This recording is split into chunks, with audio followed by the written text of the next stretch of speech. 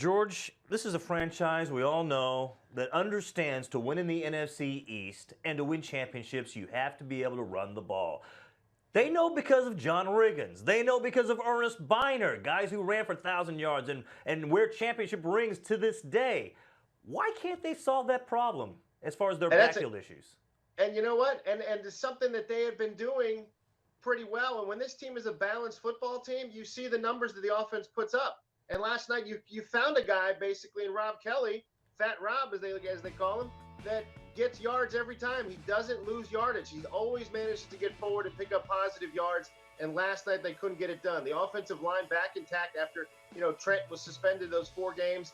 Came back. They had the balanced attack last week in Chicago. I get it. The Bears aren't that good, but at the same time, it seems like they just Jay Gruden wants to run the football. He's made no secret about it, but somehow they get in the games and Sean McVay's not calling runs. That's going to be a question that I would love to have an answer to is Jay Gruden and what's kind of a disconnect there as far as running the football. But even Trent Williams said last night he can't understand it and why this team could not run the football because the Giants weren't doing anything different. Teams that aren't doing anything different. And when this team imposes its will on defensive lines, they run the football, especially now with Rob Kelley. They got rid of the fumble issue in Matt Jones, so they thought they had something.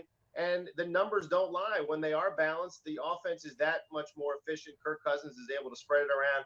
And even last night, guys, he was sacked 4 times. He hadn't been sacked 4 times in a total of I don't know how many games. So it's very disappointing. All right, you mentioned the receiver situation. Let's delve a little bit deeper into that. Pierre Garcon and Desean Jackson are free agents. Desean Jackson kind of flirted with the idea of maybe going back to Philly, which scared a lot of Redskins fans because he did it in the middle of the season. Pierre Garcon's kind of ingrained himself more into the DC community. If you think if you have the Redskins say in terms of picking one guy, who do you say stays? I think they're going to pick Pierre. I do. I think Desean's going to want more money. Keep in mind, Desean's 30. He's not as durable. Yes, he is a game breaker, and I understand that. It's hard to give up on that kind of game-breaking speed and game-breaking talent.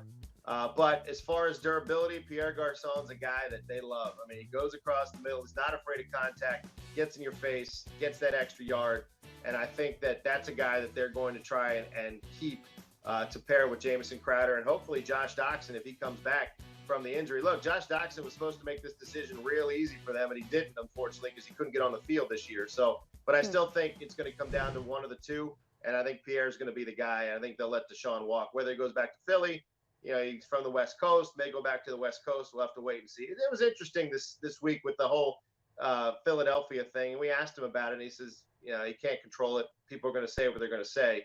But if he is talking like that to former teammates in Philly that he wants to go back there, that was kind of disappointing too. When this team's in the middle of a run like they were.